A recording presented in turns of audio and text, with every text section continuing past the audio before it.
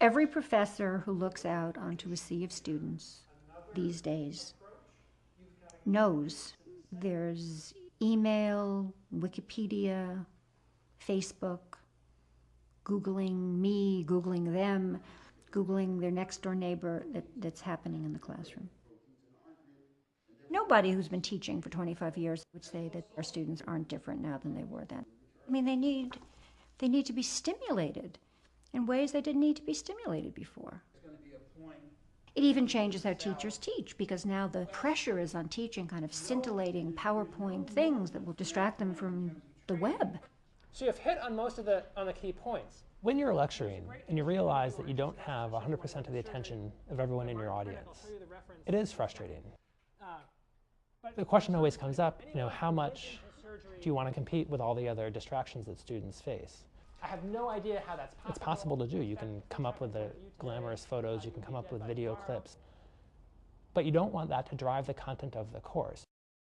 The students are really convinced that they can multitask successfully. They are convinced that they can check their Facebook, they can instant message, they can email, all at the same time, and listen to what the professor is saying.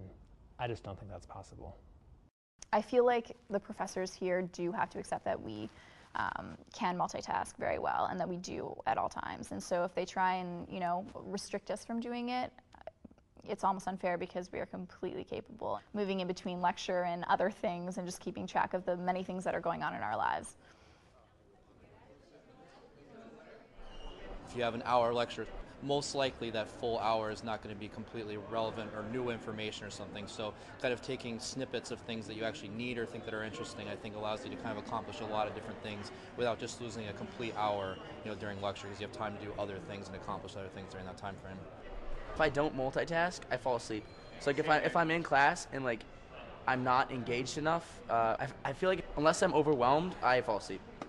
I think that if you actually want to go into the workplace and we're not using for example, Google or any other search software very efficiently, then you're just going to lose your job just because of how quickly things need to be done.